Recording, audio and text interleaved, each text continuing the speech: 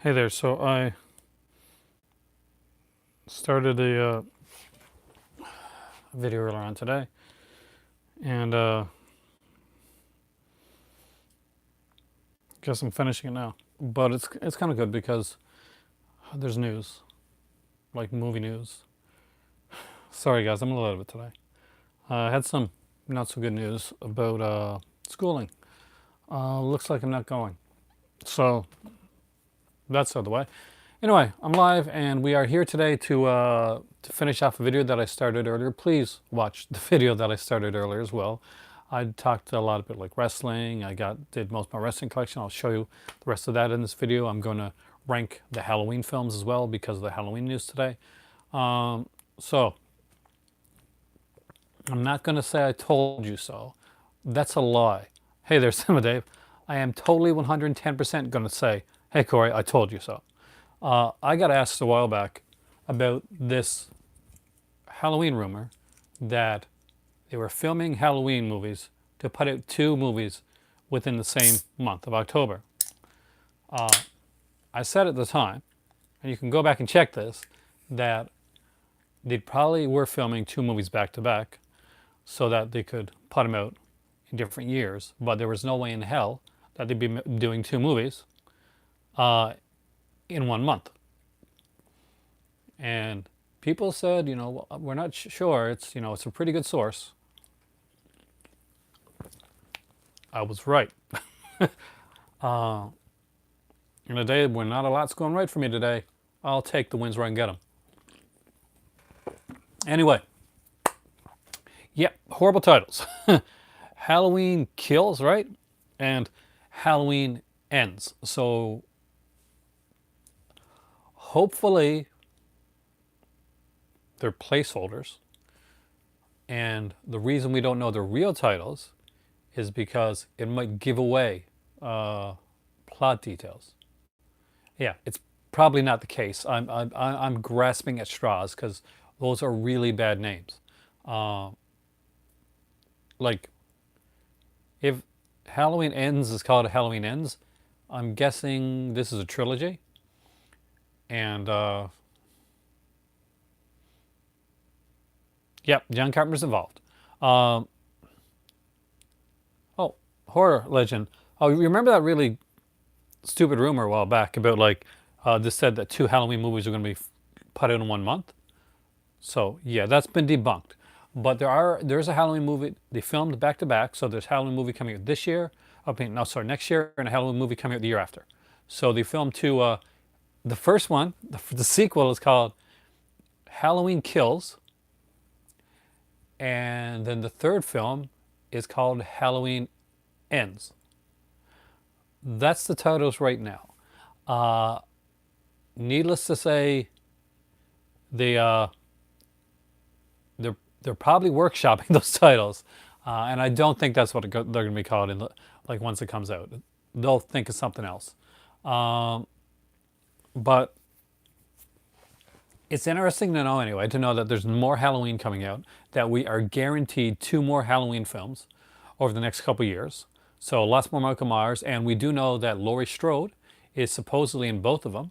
They shot them back to back. Jamie Lee Curtis announced it on her Twitter that she was in the films. So again, fantastic to know. So with this trilogy here, we can probably get finish up the Strode portion of the Halloween storyline, and then whether they want to go on from that with like new protagonists or new antagonists, or they want to do like a reboot of somewhere timeline. I'm not sure what to do, but it'll be interesting to see anyway. So with that being said, what do you guys think of it? You hope they don't keep going? I kind of hope they do. I mean, like, I know as it goes, like, let's be honest, there's always going to be, like, what's the other option? Like remaking it again? We saw what happened, Shadow. We saw what happened when they remade it. It wasn't pretty. Though I do have the theatrical cuts now, which I honestly, yeah, if somebody's looking for the set, let them know. It is, by the way, if you don't have it, this is something that I do strongly recommend. It belongs in everybody's collection. Uh, Never want the legends to simply die. I don't think they can for me. I mean, I have, like a lot of people, uh, I love the new one too, actually. A lot of people like, and I liked it more when I saw it a second time. Some people say they didn't like it as much. I actually liked it more. I got more out of it, like with subsequent rewatches. Um, but I want to see it stay, like, keep going. Okay, if you're new to my channel, Dave, I got to tell you something right now. I don't like those pretty much at all. I'm not their, but I'm not their target audience. I mean, Rob Zombie's doing them for a Rob Zombie audience, and I do like some Rob Zombie's films. Don't get me wrong. I just don't think that it translates well over to Halloween. That's my opinion. That being said, his Halloween films do have their fervent fan base, and I won't insult them because in all honesty, like there's movies that I like that other people don't like, but and they're pretty, they can be pretty, like just like anybody else. Like I'm very territorial about my Friday 13th, and I defend them. The people that like the Rob Zombie Halloweens are pretty defensive of them. I'll do a video together. That'd be awesome, actually. A movie chat.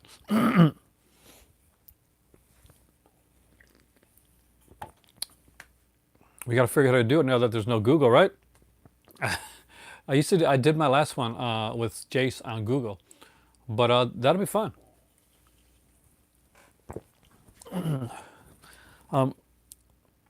Now, Venice Giallo is randomly back in its stock from Score. Oh, cool. Um, there hasn't been any Scream Factory like news, has there? Like releases come out. I haven't seen any. I've been trying to keep up with what's coming out with the San Diego Comic Con. I did see that there's a, oh God, is it Gatchaman? That's what I know it as. There's an English title that the Russo brothers are doing. Like I'm pretty sure it's because they're doing two films, right? Like pretty sure the Russo brothers are doing two films together now. Two new ones, like, and I'm sure one of them is like kind of like the Gatchaman anime. I could be wrong, but it has another. Is it Battle for the Planets here in North America? Is that what it's called?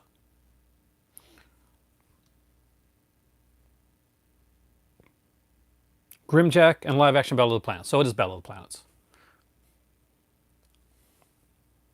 It does look really good. I mean, it's exactly what I expected for it too.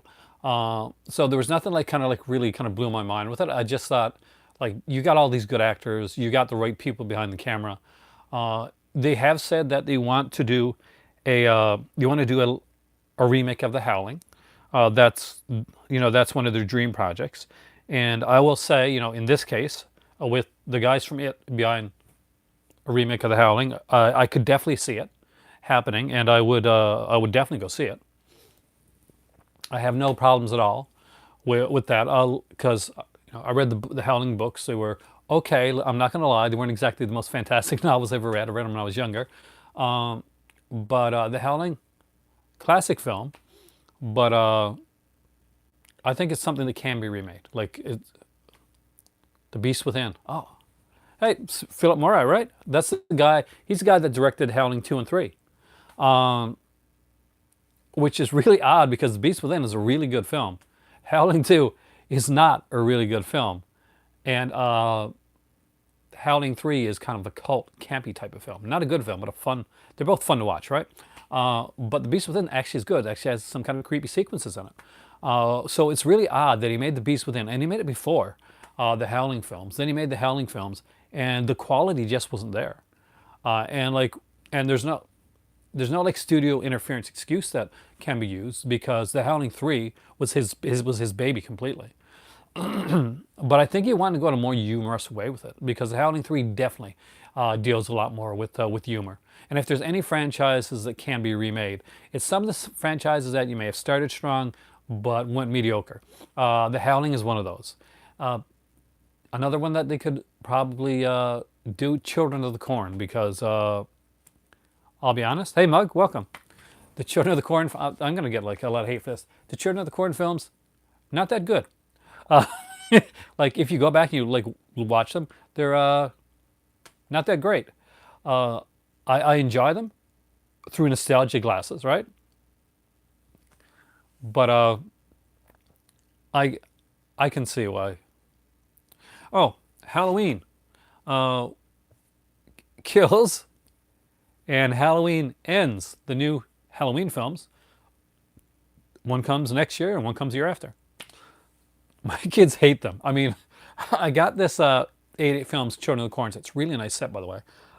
Definitely recommend it for the interview with the producer. Oh, missing. See you later.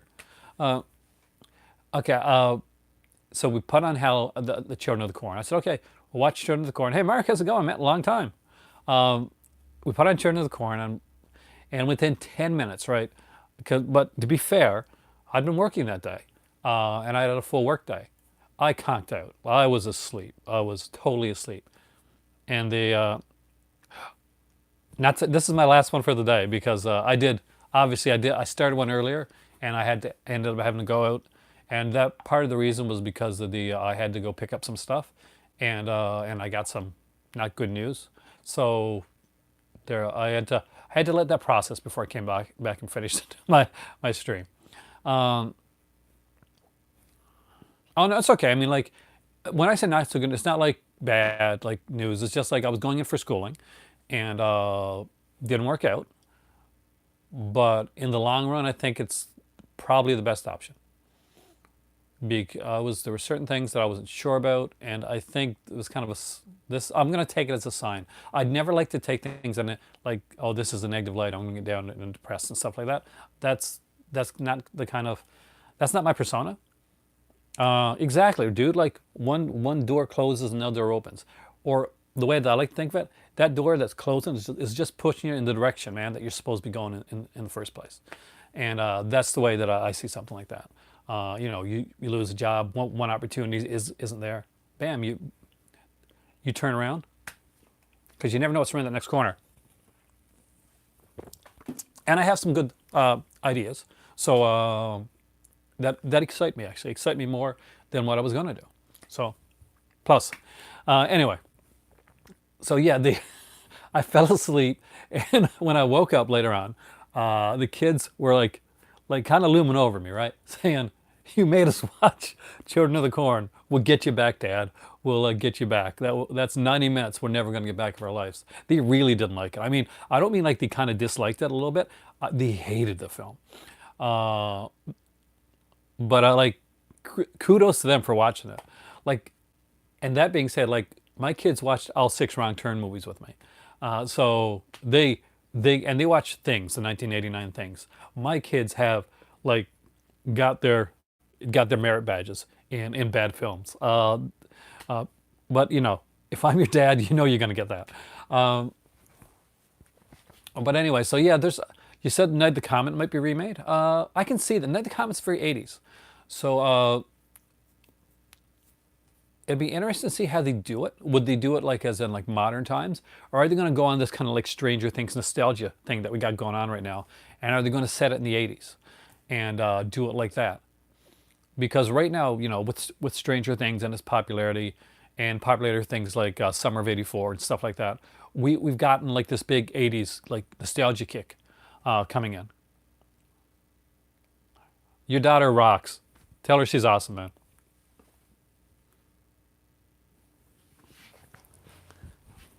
Horror is something that I think you find, and people don't understand this. People that aren't horror fans don't understand this, but most of us, like, we didn't get into horror. We didn't like, okay, now I'm 17 years old. I think I'll get into horror now. Now, most of us got into it at an earlier age. And you know what? As far as I know, I hope it didn't, like, I don't think it scarred me. I think I did pretty well with it. Uh, so when people hear like, oh, a kid watched this, or I remember my oldest, she was like really young at the time. So I was at God, what was it? A store, and I picked up some of those, Star Market VHS, because VHS in the back in the day, and it was like I had Hellraiser 1 and Hellraiser 2 with, the yellow cases. You know the ones I'm talking about, right? So now she was just a baby, but and I put on like Barney for her, and I put on Waterworld because she really loved Waterworld. But she'd see the cases of I can't wait for that second set release, and Martin as well. She'd see the case of Hellraiser with Pinhead on it, and she would cry to watch that movie, which I did not let her do. I'm not that because she was only like 4 at the time. She's like, I don't want to watch that. I think at one point I had to like put like Barney or something else in the case and then take it out and put Barney in to try and trick her into thinking that she was going to be watching the movie. Even at 4, I didn't fool her. Just, just so you know. Uh, well, that's the thing. I mean, like when it comes to films, it's so subjective, and it all depends, right? It's a mood thing. Like on the time and place that you're in. I can watch a movie and feel like I completely hate it, and I can go back to it like years later, or sometimes maybe just a week or two later, and just like watch it again and get like a totally different perspective of it. Uh, that's that's the thing. So I never ever like to like. I've got to watch a movie definitely a few times before I'll ever say, I really didn't like that movie, because my opinion changes, and as you age too, your opinion changes a lot too, I think. But that's why, like, when people put out, like, if you ever go to Facebook, go to those movie like forums and stuff like that, and somebody will say something like, like post the movies that you think are overrated. I never respond to that because negativity I don't need more negativity in my movie community. I don't want to be like, oh, I think this movie's overrated. No, I mean, like, people like what they like. I don't think anything is legit. I say, oh, Halloween is no, it's not. I mean, like, if you like it and it's good for you and it works on your level, yeah, I don't think there's any film that I would consider like, okay, this is overrated. No, uh, it's just a negativity you don't need, right? Um, I guess I could be weird. I'm just not wired that way. Uh, maybe it's worse. I'm Canadian. Hey Brian, how's it going? So you heard about the Halloween stuff, right? Was I not right? Come on, a minute, dude. I was right. Hey, Scholar. Come on. Huh? Who was right about Halloween? Who was right about Halloween? The only thing I didn't know is that they put really, really kind of silly placeholder titles on there. Uh, but it was interesting to see. So I got my Halloween set right here. If you guys don't, like, most of you guys got the set, but if you don't have the set, uh, definitely, if you ever get a chance to grab this one, it's a really good set. Uh, with the new Halloween news coming out, I figured I'd rate these things. I'd got. I've been wrong many times. Like, not just wrong like on a day. I've been wrong like multiple times doing a stream before. So that's perfectly fine. Um, Halloween Kills. I don't know. It kind of makes me think I'm going to see like one of those danger films about like checking your candy. Uh, Halloween Kills. Now, kids, be sure when you get home, if that candy looks like it's been rewrapped, or if you get an apple, make sure you slice that apple in half just to make sure. Um, yes, it is the same director for the first two. Um, it's the same director and writer of the first film. So it is going to be what's his name again? I totally forget his name. I'm sorry, but it is him, David Green, something like that, and Danny McBride is writing for 2 and 3. So John Carpenter is back doing so he'll be scoring it again. One of the greatest things about the new Halloween film, David Gordon Green. Thanks, Shadow. I was close. Was was the score. Like, even people that didn't like the new movie so much, and it had its detractors. Uh, but even if it all said that they thought the score for the new Halloween film was phenomenal, and that is one thing I have to agree with. It's definitely the best scored Halloween film since the first. Really, it's the best scored Halloween film since the first film. Like even if you're not, if it wasn't your thing, it wasn't your bag, I do think that we can all. That's one place where we all Halloween fans can kind of agree that Halloween 20 had an amazing score. Like that's the thing. Original movie, perfect score. Halloween 2018 again, it was scored brilliantly. It just goes to show you that Carpenter, you know, great director, also an awesome musician, and he worked with some great people there as well. So you're excited, Mark, about the two new ones coming out, uh, even though they got really silly names. But yeah, it's David Gordon Green. Thanks, Shadow. So that'll be like who's directing two and three. We've gotten Danny McBride again doing parts two and three. Hopefully, we'll see. One thing that I want to see, I do want to see a bit of hey, a bit of the father died, and I'm probably in the minority here, but I really like the character of the dad in the last film. It's one of the most realistic dad portrayals I've ever seen as a dad. It's one of the most realistic dad portrayals I've ever seen as a film, from like the kind of the awkward talking to the goofy dad humor. Um, that's how us dads talk. That's how we act. We're would they have how many prequels? I'm not. Well, right now they're doing two sequels to continue the Strode story. Jamie Lee Curtis even announced on her Twitter that she was going to be in them. Basically, she said, Strode Myers thing continues. Prequels, I don't know if I want to see a prequel because I don't want them to go the truth of the matter is I don't want them to do what they did with the Rob Zombie one and explain Michael Myers to me. I don't need to know. He's a killer with a mask on. That's kind of a boogeyman, and I think it would be a mistake. I could see them like trying it down the road. But the two that are coming out now are continuations. You might want to keep it that way, just because one, I think I know your taste a bit by now. Hey, yo, PlayStation, and I'm pretty sure you like I didn't like them, and I'm pretty sure you'd like them even less. To be completely honest with you, like give them like a shot sometime. You see them on TV or something like that.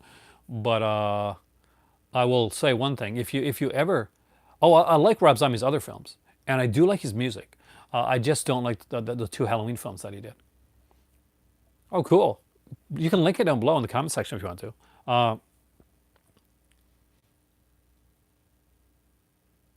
I don't think you are. I mean, like, it's kind of half and half zombies. Like, I mean, like that's the thing, right?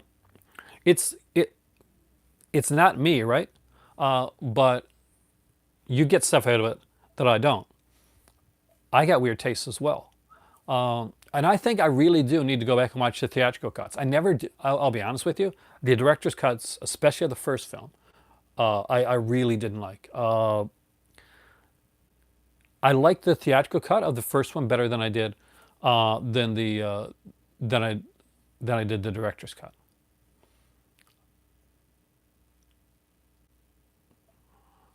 Oh yeah, there's two more actually. They were filmed back to back, Mark. So one's coming out next year and one's coming out the year after.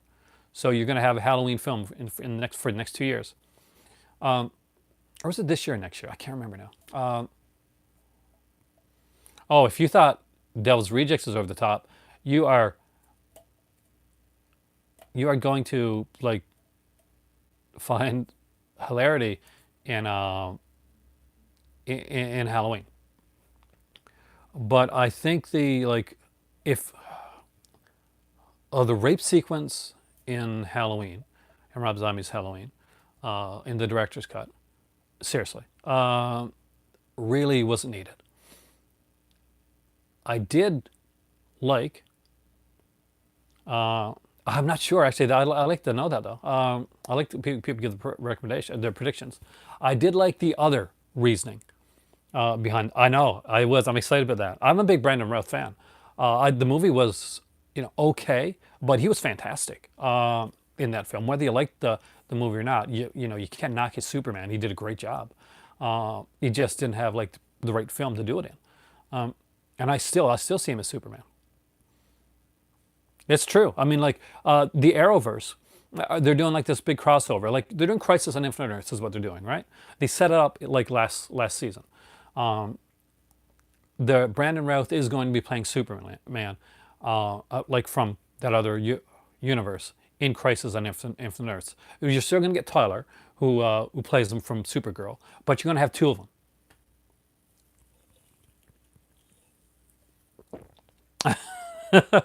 Talk to you later, Mike. Uh, so it's going to be exciting to see it. Like there are some good parts about Superman Returns. I mean, it's not definitely not a perfect film. And why the hell does Lex Luthor always have to be going after land? What what is it? I mean, like he's a genius scientist and an amazing businessman. Uh, Yet in every Superman film, uh, he has to go after the land. Is Directly to 4 or 5? I don't know. Blumhouse, going back to the you realize there, going back to the well of Halloween 4. If they did something like that, they would have to probably ignore 5 for sure. It is a way that they can go, and get back to like a younger Myers. We've got all these like divergent timelines for the Halloween films. For people that aren't caught up, there is Halloween, the original, and Halloween 2018, direct continuation of each other. There's those films. There is Halloween, Halloween 2, and H2O, which is another 3, no, series of films. Then there's Halloween, Halloween 2, Halloween 4, 5, 6, and that's the other one with that. She would be good. I mean, Rob Zombie himself, and this is one place where I'm gonna be blunt. I agree with Rob Zombie. Uh, um, in the first Halloween film, spoiler alert, Michael is killed. Um, but in the second one, he's back. He gets better. I'm not joking. She shoots him in the head. But and she's kind of like psychically connected, much in the same way that Daniel Harris is connected to him in part 5. Uh, oh, yeah, definitely check on dogs, man. Have a great evening there. Um, but get Rob Zombie's original initial thoughts for part 2, and they did let him go pretty well with part 2. Was that the killer, will be Laurie, and that's where they go with it. Like the killer in the end would be Laurie. Mike would have been dead, and this would have been like Mike would have been in Laurie's head. Laurie would have been the killer. That at least that's what I heard. If anybody can debunk it, now let me know. But that's what I heard is what he thought, and that's why we got a lot of the scenes that we got within that film. Uh, I think if they had gone ahead and done that and not kind of copped out and had like Michael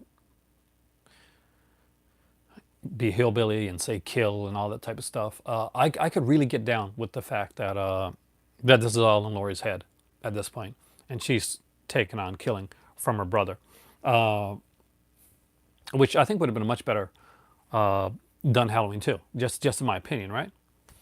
Uh, I think that Harris could do it. I mean, like especially if we do. Remember Urban Legend? Like she has a small part in Urban Legend. She's just like this goth girl. She gets killed. She's the roommate of the lead character. And she has this really cool. That's the first time you see Daniel Harrison like looking like really sexy, and it's both really cool and really weird because I grew up like seeing Daniel Harrison in Halloween 4 and 5, so it took a bit uh, uh, to actually be able to like register her as like okay, now she's grown, sexy grown woman. Um, it does take, it's hard to like to make that adjustment. But And it gets really awkward in Rob Zombie's Halloween, during the lovemaking sequence. But no, she turned out to be a very gorgeous lady. I think she could do it. I mean, I do. I think she has a bit of edge to her that I could see her like as a killer. I don't know if I would put her in the. How would you do it? I mean, like, would you put her in the mask? I don't know if I'd put her in the mask. She's, the build wouldn't really work. I don't think for just putting on the Michael Myers mask. It would look as silly as exactly. Yeah, like the Kelvin universe type things in Star Trek. Exactly. You're think of it as like as being like there's multiple multi universes. You want to take the Halloweens like in the different like timelines. Yeah, it's a complete reboot. And the Rob Zombie edition of Halloween, in John Carpenter, Michael Myers is a boogeyman, and they don't you don't really learn like much about behind the scenes of the mask because it's really it's meant to be creepy, and it's meant to like kind of be blank. In Rob Zombies, he goes with he decides to go with the true crime aspect of it, and he shows like the bad home life of Myers and stuff like that. Well,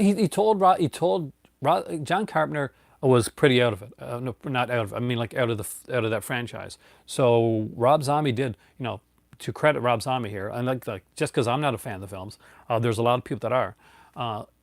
Rob Zombie said, "Hey, I'm going to be remaking Halloween," and John Carpenter said, "Go ahead, make it your own, man. Do what you're going to do." And overall, he did that.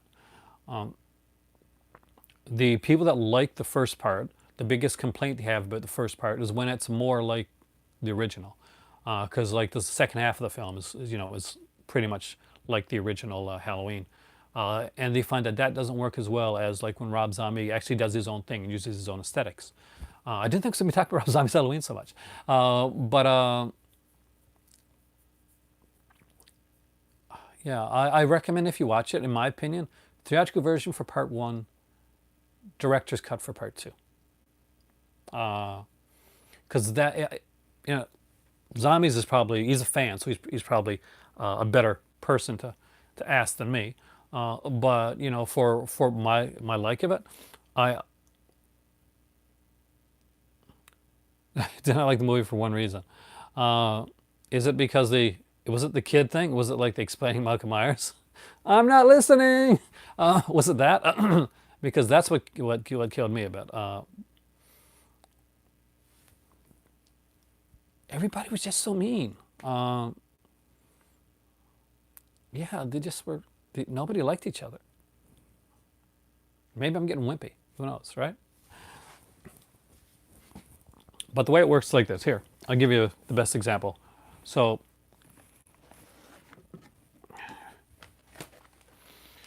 you get Rob Zombie's Halloween and Halloween 2. Great, by the way, great artwork. So this is one timeline.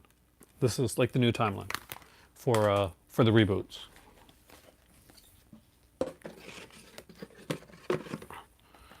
Or you have this timeline, which is Halloween, H2O, and Resurrection. Or there's a third timeline, which is Halloween, Halloween 2, Halloween 4, Halloween 5, and Halloween 6, which is the Jamie timeline. It's a different timeline for sure. I'm one of the people like I'm not gonna lie to you. I like well, 3 it's its own thing. In part 3, like if you go back and watch part 3, you'll notice that it's Season of the Witch. Halloween is just the movie. You actually see Tom Atkins, like the movie's playing in the bar that Tom Atkins goes to drink in. He's drinking there throughout the entire film, but when he goes to drink in the bar, you can see Halloween playing on the TV screen. So within that, that's its own timeline altogether. Where in that will be like our timeline, where basically Halloween's just the film. Michael Myers doesn't exist in Tom Atkins' timeline. So that splinters it even more. He did. His idea was to go to with Halloween 3 was be Season of the Witch, and to do like a separate like and basically do an anthology thing with that. But a lot of people went to it, and were like, "Where the hell's Michael Myers?" And they were not happy because they'd seen two Michael Myers films called Halloween and Halloween 2. And you got to remember, guys, this is not the time when there's internet and there's people know everything about the movies when they go in to see them. A lot of people going in to see Halloween 3 were going in flying blind, right? Nowadays, you got trailers showing all the time, and there's people and there's all kinds of stuff. Like if you manage to catch something on Entertainment Tonight or catch a trailer on TV, you were lucky. But a lot of people went in and they were like, "Oh, not really." I mean, like, here's the thing. I agree with you in one way in that it's John Carpenter's creation, but in another way, once you put something out there, once art is put out there, she deserved better than that, actually. I got to watch. 13th Wolfman's. They did a Dee Wallace interview. His gang did, which is on YouTube. I definitely recommend you check it out. I'm going to be watching it tonight, actually. But once you put art out there, it becomes of the masses, and that bothers me sometimes as an artist. But it's true. Once it's out there, then it's out there for people to interpret and like take whatever way that they want to. You hope that they take it in a positive light and do something really like get something good out of it and not become like toxic like a lot of the Star Wars fans became. But like I find that with horror, usually get better than that. Yeah, the lawsuit. I mean, yeah, and Mark's right. I want to see a Friday the 13th film as well, and we'd have one by now. I know Tom McLaughlin said he wrote one. He recently did an interview. He said he's got a script ready for a Halloween film, for a Friday the 13th film, and Halloween, the new Halloween film, kind of inspired him in the fact that hey, you can do a film, and it doesn't have to be a sequel to the last film.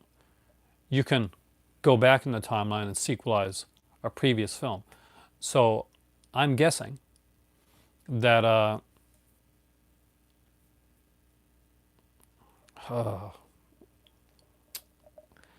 don't know. I mean, like that's okay, I guess. I'd rather just watch the film. Uh, but Halloween 3 is a good film. I'll get back to that too. But like, so Tom McLaughlin, I'm guessing he's going to be sequel. He wants to sequelize Jason Lives, and go from there. So it'll be interesting to see what he would do, because I don't think he used kind of a jokey, kind of comedic thing with Jason Lives, which I thought was a great film, but that bothered me because it took the scare out of Jason. It really did. It was a horror. It was a slasher that I genuinely thought was scary. But I think if he was going to do another one, I can't see him going back to the same tone. I think he'd have to do something. He'd have to do something totally different. So it'd be interesting to see what he'd do. But I do think he would have certain humor aspect put in there because that's what he does. As for the Halloween ones, yeah, John Carpenter had wanted to keep the Halloween banner, but just like have a completely different horror film every year, and like kind of be an anthology series, but in the theaters. Like Halloween 4 or 5, for instance, could have been In the Mouth of Madness or Prince of Darkness, or something like that. Like one of those films that he did later on could have been a Halloween film. Heck, The Ward could have been a Halloween film.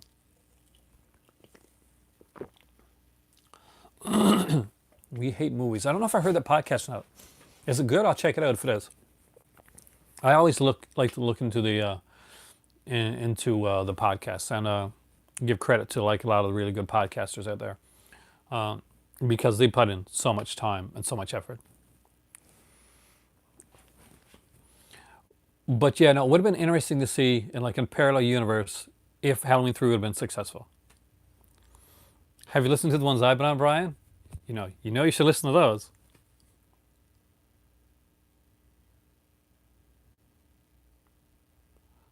Did they really? That sucks. I mean, like, cause she's a mom in the first Critters. I actually really recently watched it. Um, I gotta watch the rest actually, cause I was gonna watch all four of them and do like reviews on them, but I got you get other movies come in, you get waylaid, then you're watching other stuff. Right now I'm watching a lot of Doctor Who, and if you're at all a fan of Doctor Who, get those sets, get those Blu-ray sets. Like the people that told me about them and said the behind the sofas things were amazing. They weren't lying. They're freaking incredible. Yeah, pick them up. They're really really good. It's really worth it. Yeah, I've been on Just to This. So far, that's the only one. I'd like to go on other podcasts. I haven't been asked, but I've been on two. I've done two episodes of Just to This. Me and Brian have talked about. But your name's Brian too.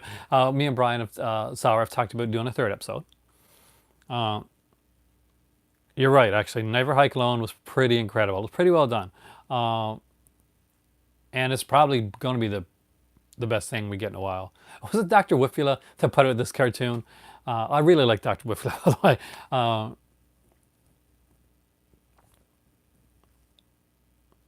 Pure cinema.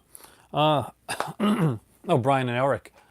I don't know, man. They had Tarantino on Pure Cinema. I don't know if I can follow that. Yeah, that was big, man. Did you watch that? Listen to that episode? Um, that is that is just awesome. Jason Rising. That's another fan, right? She just has to change her name. Okay. Um, it'll be interesting. I hope the movie's good. I don't know. I haven't seen it. I've seen like a trailer. I don't know if it's out yet. Hey George, welcome, man. Uh, I think you sent me a message this morning. Didn't say, but which I haven't got to check it yet. It's been a crazy morning, George. Uh, but yeah, I would sit down talking to talk July 23rd. Okay. See, I don't know these things. That's what I need to hear, man. Well, the fan films are going to keep these franchises, going and keep them in the minds. Think of it like this. I'm a Doctor Who fan, like obviously. I do subscribe to Shutter. Actually, I'm excited. Did everybody see before I go any further? Did everybody see the Creepshow trailer that showed? It's coming out in September. That came out from Shutter. It looks so good. As a horror fan, oh, oh, dude, the Creepshow is the TV series being done by Greg Nicotero. The from K and B, and it looks really good, like really high quality, really well done. I think Joe Hill has done a script for it. I think Stephen King did a script for or did one of his things was is being done for Creepshow. There's 12 episodes. It's coming in September. But I recommend that not right now, but later on, check out the trailer on YouTube. I think it'll get you significantly excited about it. I think it was really well done. Did anybody else see the trailer?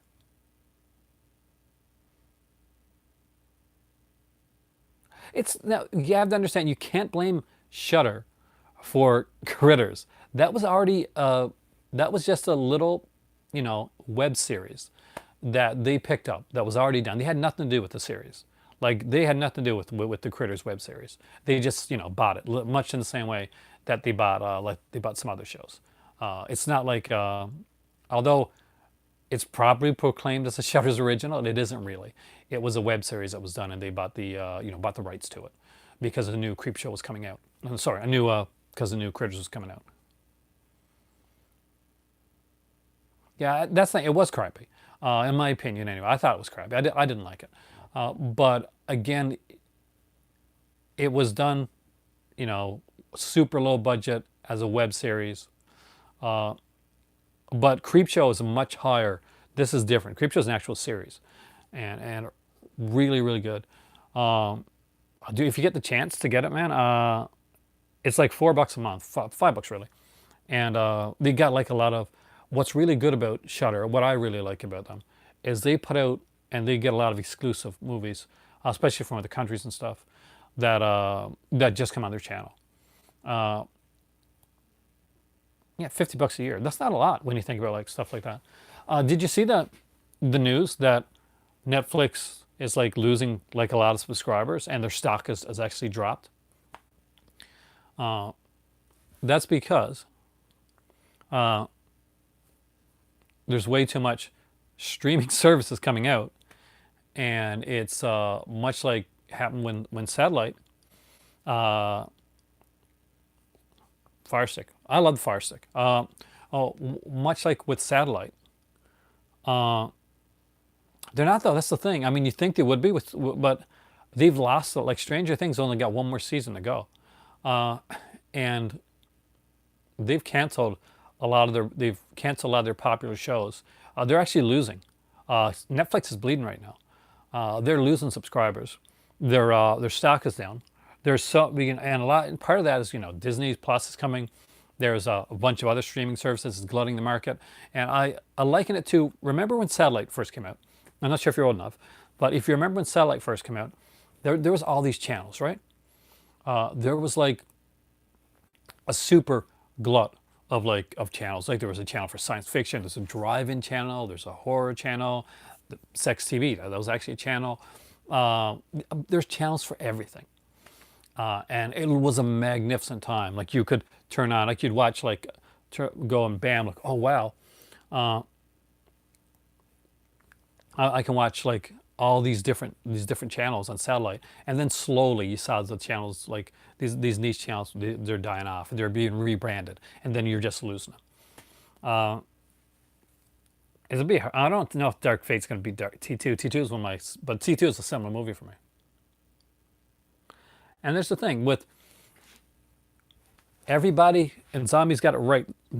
Studios are pulling from Netflix. They're starting to do their own thing. Warner Brothers wants to do their own thing. CBS wants to do their own thing. Disney's wants to do their own thing. Everybody's putting their stuff on their own services.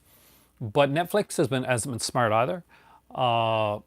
Canceling things like the Santa Clarita Diet was a boneheaded move. It was an extremely popular series, and they canceled it with a cliffhanger. Not a good move.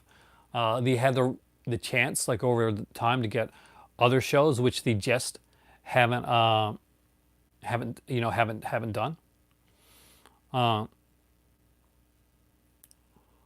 Just for Picard, son. They're making two actually. Corey, they announced their two were filmed back to back. Halloween, the titles are horrible. Halloween Kills and Halloween Ends. And then I like Prime more than I like Netflix. My preferred streaming channel when I stream is Criterion. I just like the way that they curate their stuff. Shutter's probably second. Amazon is third, and I guess Netflix is fourth. I'm not big. I'm not going to lie to you guys. I have Netflix for my family, but I don't usually use it a lot myself.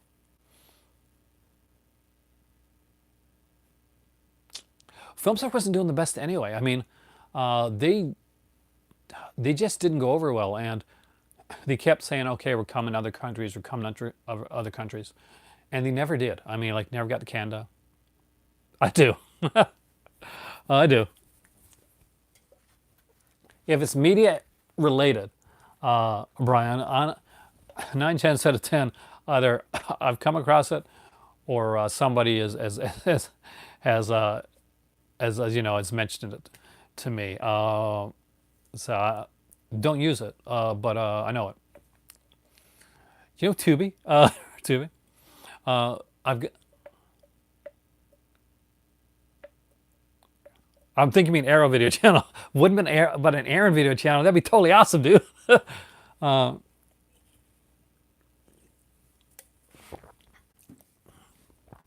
yeah, there's so many of them coming out there. You're going to see ones go off. I don't think Netflix is ever going to go. This is the thing that started it. But I do think eventually Netflix is not going to be the be-all, end-all that it is right now. I do think that Disney is going to cut into it strong. My favorite thing from the Comic-Con? Well, I really like the Halloween announcement. I love the Russo announcement. I'm a big Grimjack fan. I read the comic. So I'll be interested to see who they cast for Grimjack in the new film. The Battle of the Planets again. That's a big one for me. I'm still eagerly awaiting. I'm guessing that tomorrow we'll get the Scream Factory like announcements. Obviously, guys, I'll do a video on that.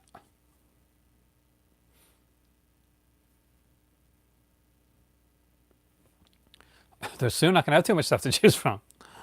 Originally, like you always had like too much to choose from over in the U.S. But here in Canada, when Netflix started over here, it was slim pickings, to be honest with you. I remember the first time that I got Netflix. One of the reasons I got it was, well, I got it on my PS3 because I had a PS3, and the free week trial. But they had all the Stephen J. Canal shows, like 21 Jump Street, Silk Stockings, like all of them were there. And I'm like, yes, I'm finally going to go back. I'm going to watch these shows from my youth, right? No word of a lie. The next day, they all were pulled from Netflix. Every single one of them were pulled. Every one of them was gone. I was like, mother, But after I got Amazon Prime, they're all there. So I can watch any episode of, well, almost any episode of Wise Guy, except for the storyline that I want to watch. You gotta watch that one through nefarious purposes. If you're a Wise Guy fan, you know exactly what I'm talking about. The Dead Dog Records storyline,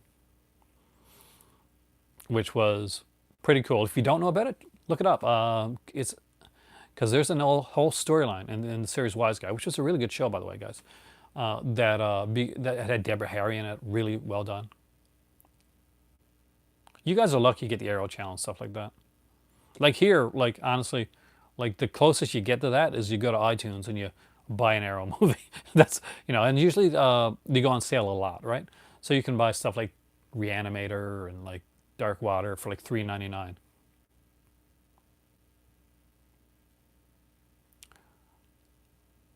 One of the things they're doing, speaking of stand-up, by the way, it was announced that Netflix is in the works with getting Eddie Murphy back to do stand-up again, to do stand-up specials for them. Like something like in the range of like paying him like something like $70 million to go back and do stand-up. Now I'm, an '80s kid. I grew up watching Delirious and Raw, which was not as good, but Delirious is really good. More Dave Chappelle. He did pretty good. Yeah, there's a couple not so good jokes, but that's with everything. And humor's subjective, right? But part of me wants to see new Eddie Murphy stand up, but part of me doesn't. Because I don't really know what his stand up game is going to be like today. Because, it's a different time. And I don't know how cute any is to how stand-up's going to work out, how to stand up. I'm hoping Terminator Dark Fate is good, by the way. I've noticed the mess. That's what I'm looking forward to. Yeah, exactly. I mean, like Eddie Murphy was funny when I was a kid and as a teen, but even Eddie Murphy's movies became less funny, and some are downright painful, in my not so humble opinion. But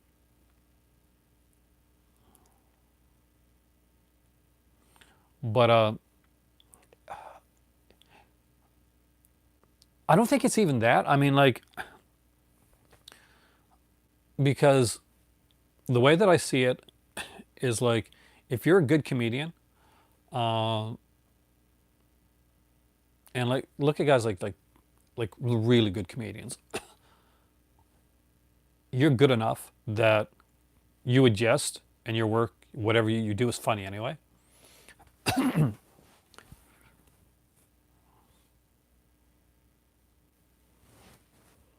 But that's the thing. Some people don't. Their humor doesn't stay over time. Eddie Murphy was a brilliant comedian back in the day, and he could come out and be a brilliant comedian today. But the thought of him coming out and not being funny is really hurts my heart a bit. You know what I mean? I grew up with this. Delirious. How big was Delirious for me?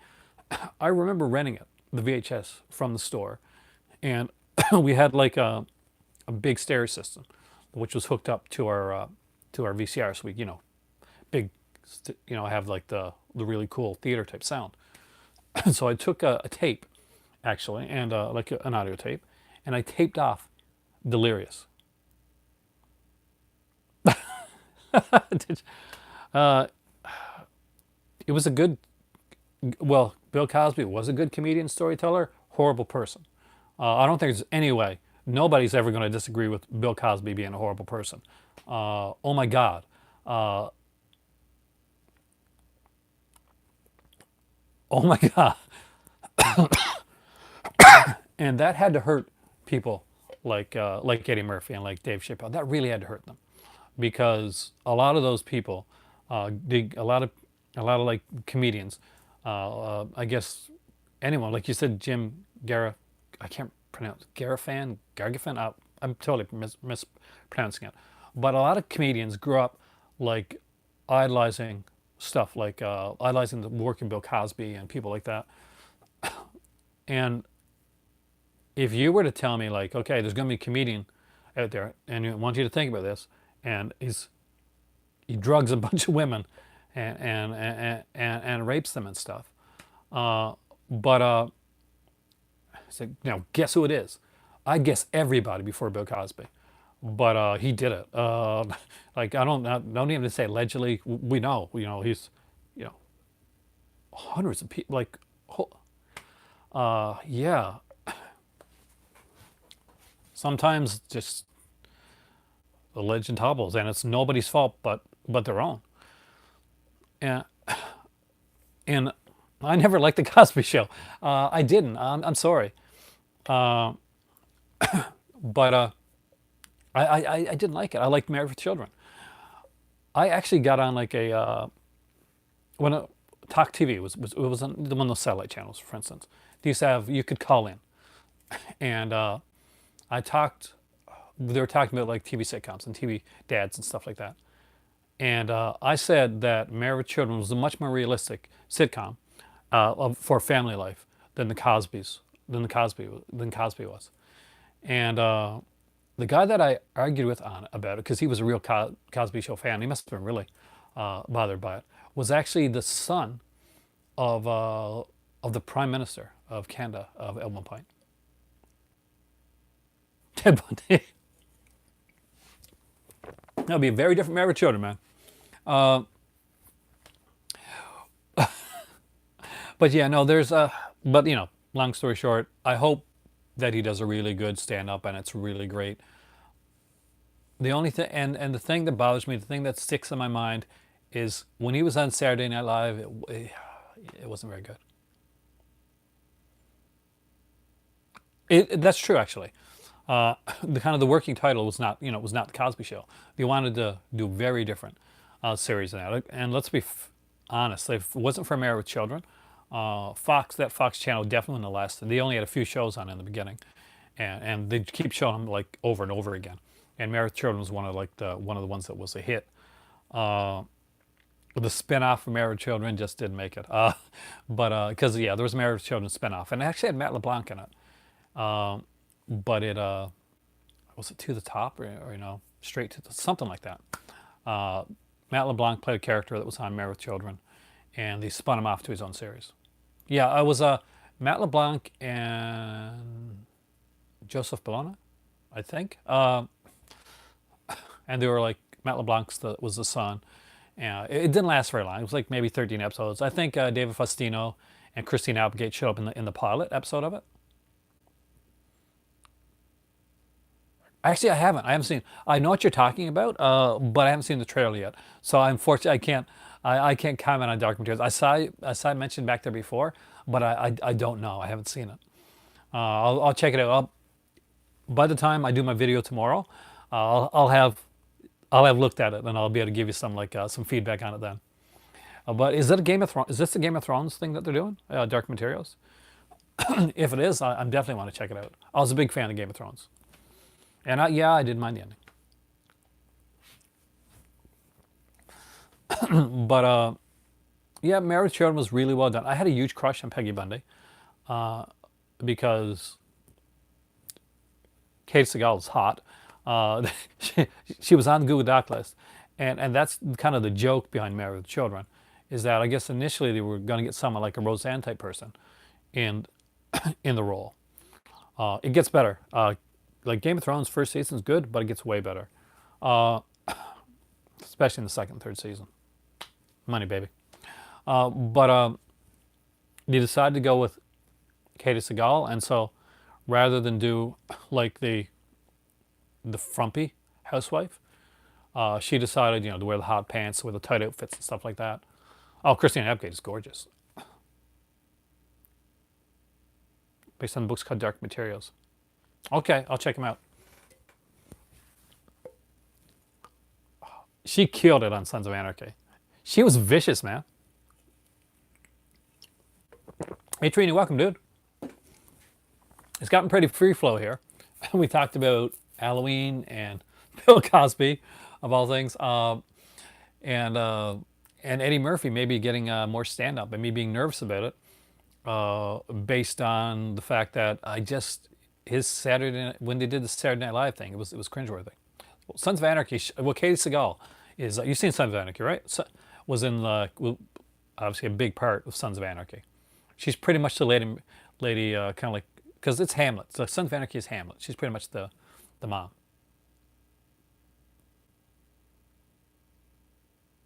As long as you'll give spoilers to people that haven't seen it. If you don't like Game of Thrones, that's okay. I mean, like, there's.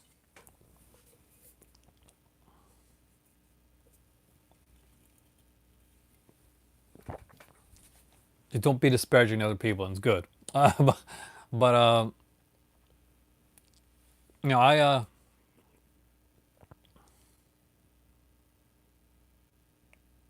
You don't like the final season? So you like kind of like the movie aspect that they did of kind of like, I'm guessing, if I was to guess, you like the fact that the first season was kind of slower. The last season comes out and it's like movie, going pretty fast. Plot lines and everything are advancing a lot faster. I can see that could work for somebody. I can really see that actually. Because like one of the complaints for some people that were like really big Game of Thrones fans right from the beginning is that they felt that it goes too fast. Yes, it is hot here, man. This is my second T-shirt today. If were you in the first video that I was in, you probably were. It's been a really. I'm not having a great day of it, but I was sweating like through my Halloween 2 T-shirt. That I put it into wash actually. So this is literally the second. Like I literally took this one out of the dryer because I had this one on and I washed it up. Oh, that is pretty brutal. No, my cousin is in London, Ontario, and they're going through God, was it a tornado or something like that? I don't know yet. I wish I could tell you. I will. Like if you're on my Instagram or any of that or any of those, basically I will try to like put a little video out ahead of time, letting people know that I'm going to do a video. I'm going to try and wait till after the Scream Factory stuff is announced because that's going to be like the big thing. Obviously, that's something to talk about here on this channel. When I hear like movie announcements coming out and when sales and stuff, there are obviously times I'm going to do it. Exactly, like there. Mark doesn't like Game of Thrones at all. My Instagram is charmed007 with the capital C, and I'll quickly tell you why it's that. It's that because I had all my movies on a table. I was redoing my shelf, and right in front of me, when I was doing Instagram, was all the seasons of Charmed, except for a couple, because I still, and a couple 007 box sets. So, being completely unoriginal, I said Charmed 007, perfect, and that was my Instagram name. And I went with that.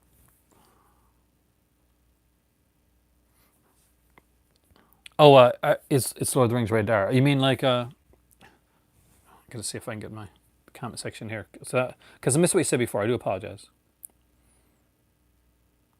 Oh yeah, it's a hard R. Charm 007. That's it. It's definitely a hard R. The last thing you'll see posted is the screenshots from the Doctor Who that I'm watching right now. Doctor Who's my comfort food. Everybody's got a comfort show, and if you ask me what do I watch when if I'm bummed out or if I'm not, or I just need to feel, I just need my go into my happy space. That's Doctor Who for me. You notice I do a lot of, not recently, but I know, but I can do a lot of Instagram pictures if I'm in the mood. Usually of movies and shelving. Or recently, eating at Ribfest. But yeah, so my next video is going to talk about Curb Your Enthusiasm. That seems like a bit of a comfort. Critters and Logan. Logan. Oh, Logan. See, when you say Logan, I don't think of the Wolverine film first, because maybe I think Logan's Run. But there's a good. What's everybody's comfort? Show. Any big predictions for Scream Factory? Dennis asked that earlier. Nobody answered. What do I actually? I'll be honest with you. I don't know, but I think it's going to be pretty big, due to the fact that they've already announced the Omen set, and I thought that would have been something that would have been announced at during Comic Con. But it'll be interesting to see exactly, Dennis, where they go with it, because what I would want, my dream, is, and I'm not going to get it because of the stupid lawsuit. My dream is of course Friday 13th. That's my dream, is to get a really good Friday 13th set, much in the way they did the Halloween set.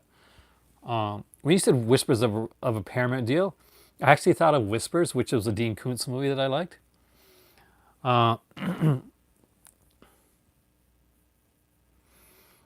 But it's interesting. I mean, like, does anybody have any idea what they think like Scream Factory is going to announce tomorrow? Any thoughts on anything big? Like, what could be big? What could be big that they could do?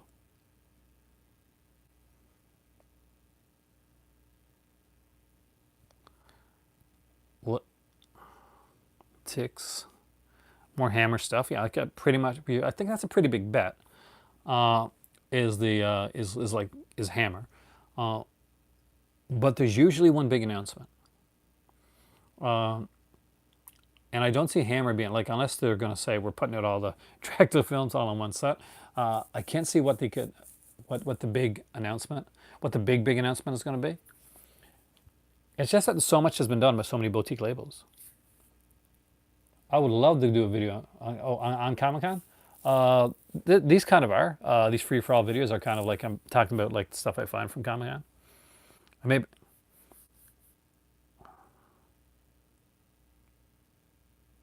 Grudge. As long as we're talking about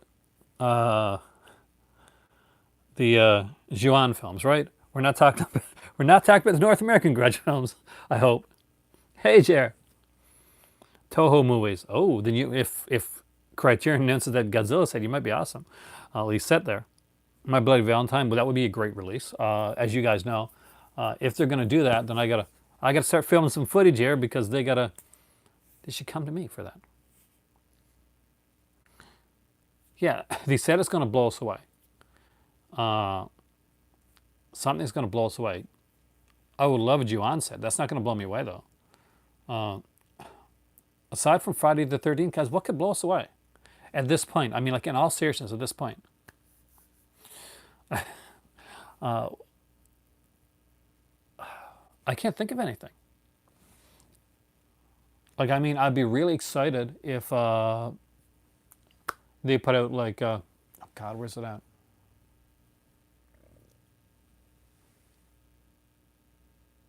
There's a few films, if they put them out, I'd be excited, but I don't know if it would be like blow me. I can't think of anything that could be blow me away. Uh, I want to see Fade to Black come out.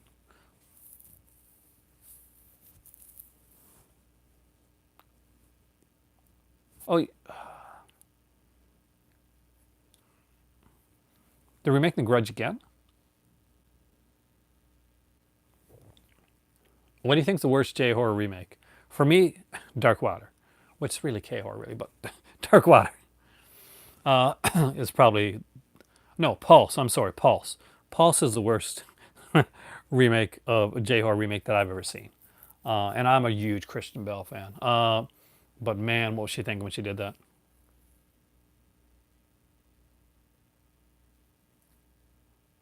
Niche fans would love.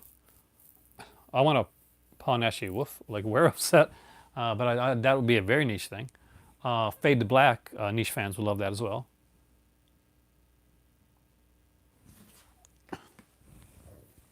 I'm missing some stuff here. Logan's, I love Logan's Run, and I didn't mind the TV series with Gregory Hines either.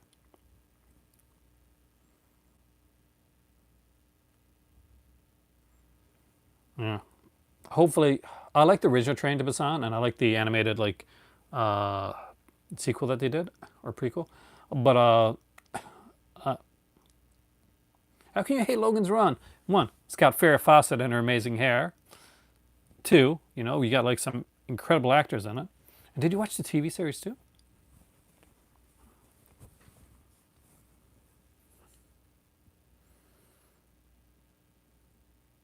Cut all your pucks before. It'll be interesting to see. I want to see what they're going to do. I like Friday the 13th would be like Michael York. Yeah, Michael York's fantastic. It's not terrible production design. It is definitely production design of its time. But when you think about it, uh, you can, and this is where I, when somebody watches like a sci-fi film, and they kind of remade Death Wish. I'm not talking about the Bruce Willis one. I'm talking about Death Sentence with Kevin Bacon. Like that was well done. That's more like what I want to see with Death Wish. But it's a different beast. You can't compare 2001 to Logan's Run. They're very different types of science fiction. Logan's Run is much more for the masses, but still, it's kind of smart and like it's in the analogy that it does, that it uses. But and some people like will look at me and they'll say, well, don't you think it's kind of dated now that the clothes and the and the hairstyle stuff are all pretty 70s and it's supposed to be in the future type of thing.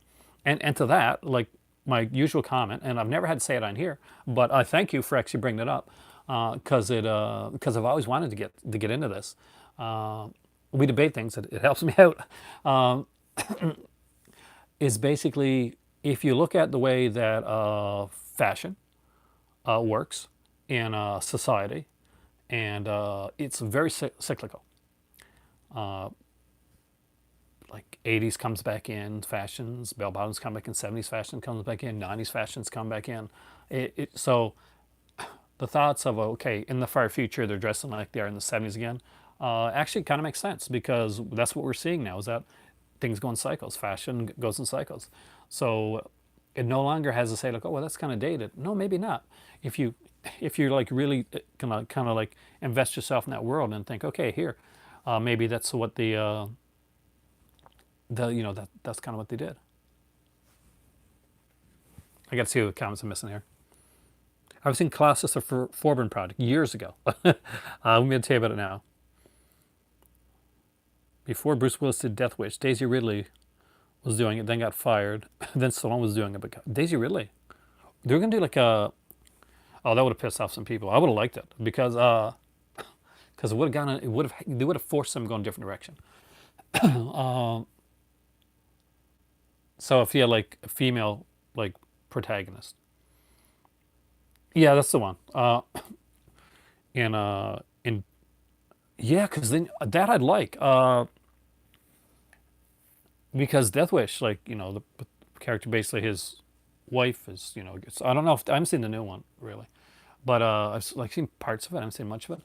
But in the original Death Wish, his family gets assaulted. His wife, daughter gets raped, and his wife gets killed.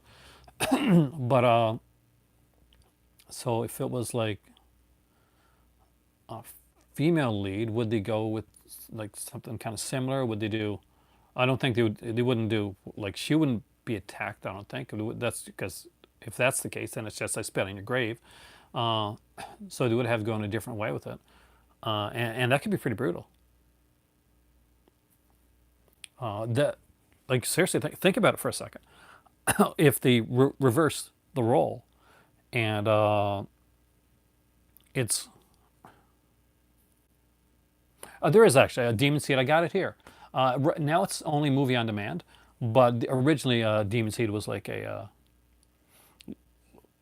well, there's an original release. I'm excited because I got the original release before they made it a press disc.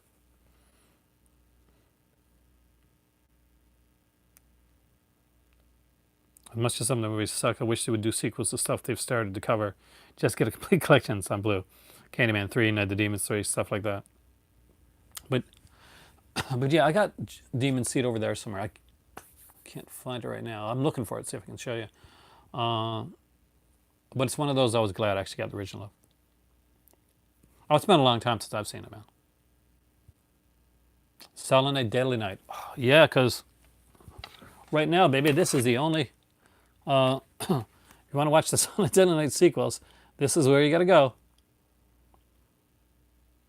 This is a fun franchise, by the way. There's some pretty horrible like filmmaking, but it's really fun. I like all of these. Uh, I'm not gonna. I do. I really do like the. I'm I'm a sucker for this type of stuff. You guys know I love holiday horror. Time Maker's hilarious. It really is.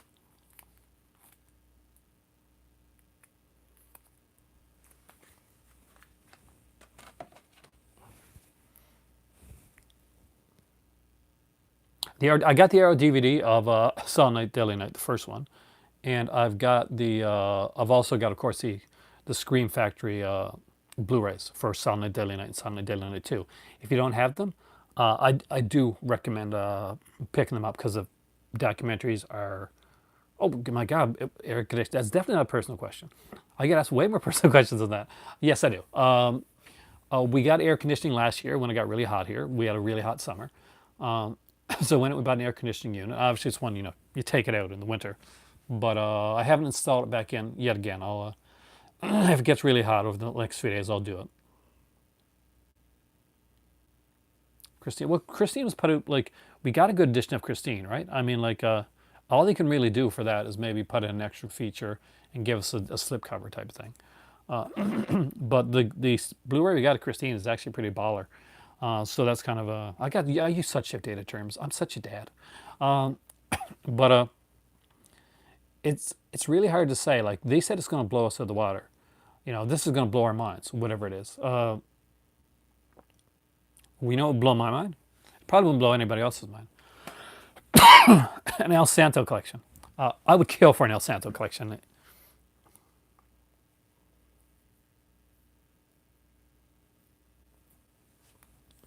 Anybody here? El, also an El Santo fan? I would love to know if there's any more El Santo fans here. Santo and the Blue Demon. El Santo and the Wax Museum. Love those movies, man. Love those movies. So hard to get any of them in English, though. Or even like with the English subtitling on it. I liked it. I mean, I really did. I know some people didn't.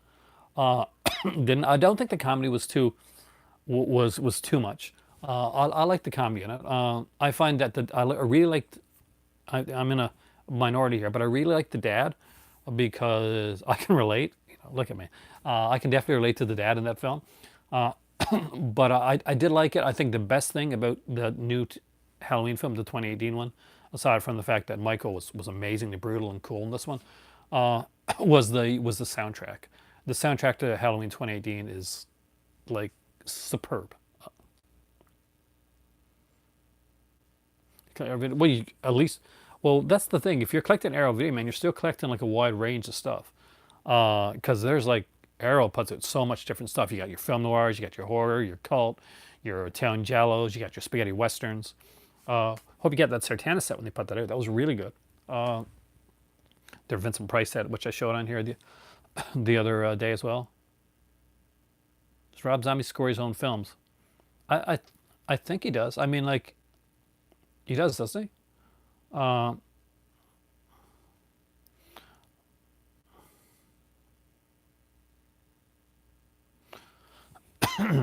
but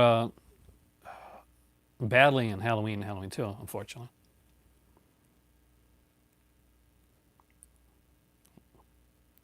Evil Dead 1 and 2, Army of Darkness in 2013.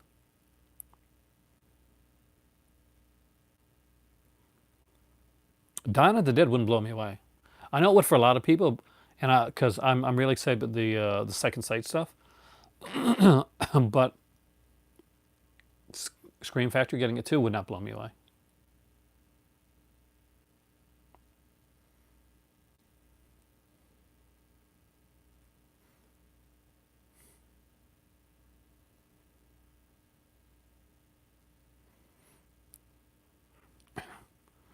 The kid's one of the best parts. his his rapport with the babysitter character is so good that I really wanted the babysitter to be the final girl and not Laurie Strode's granddaughter.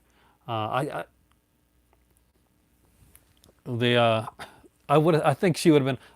I'm gonna be go out there and say I think she would have been a better final girl character than having Laurie Strode's like granddaughter. You only got two Scream Factories, as you can see. Well, I guess you can see. Uh, my shelf over there is like I got them in two rows of Scream Factories.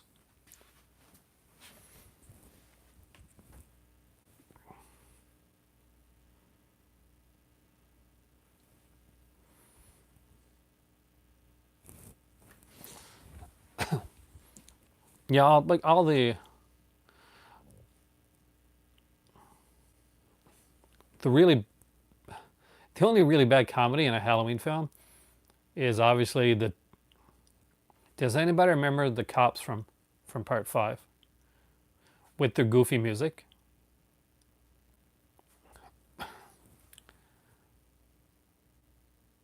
Yeah.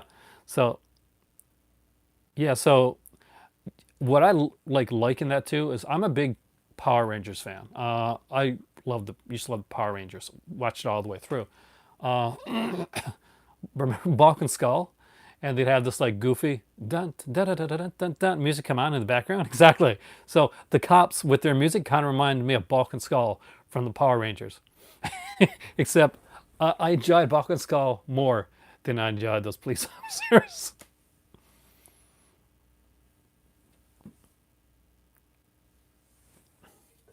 Arrow, that's my Arrow shelf there. Like everything on that shelf is Arrow.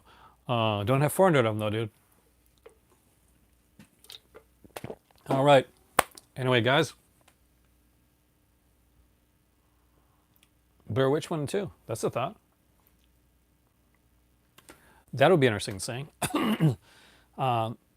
I'm in the minority. I've watched Blair Witch in a long time. I actually go to part 2 more than I go to part 1. Criterion's not enough, man. You got a lot more criterions than me. Uh, like I'm lucky in that I got some of the big stuff, but I don't have like a lot. I mean, if let's just say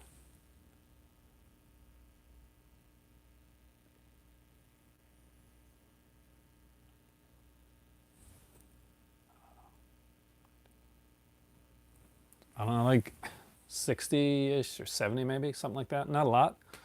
Uh, I'll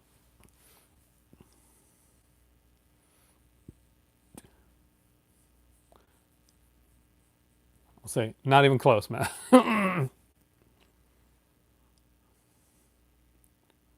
There's a really good. Oh God, I wonder who put it out. I watched it on YouTube. There's a really good video on like what happened behind the scenes of the Blair Witch Project 2, Book of Shadows, and how it could have been such a better uh, such a better film. It might have been Good Bad Flicks that did it. Like he does an exploring like series, and kind of like, exploring Blair Witch Book Shadows. That might be it. I'm not sure if that's it for sure though. Oh, I'm Batman. I remember that. I'll check the Dark Materials thing. I promise.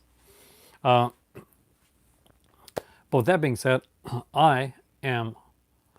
I also have to check out now because I am going to go and get some tea and watch more Doctor Who. If you like Doctor Who at all, check out the sets behind the sofa things. Worth checking out. Warlock was right about that. I am Aaron. Thank you so much. I've had a fantastic time talking to you guys here. And hopefully we'll get the Scream Factory announcements tomorrow. I'll check out the other stuff that comes on for exactly for Comic Con, and we'll talk about it. We'll talk about any other announcements that come out there. And I got to check out Dark Materials as well. So have a great evening, guys. I'm Aaron. You guys are the movie club. You guys rock. You guys are awesome. And thanks a lot. Help cheer up my day. Have a good one.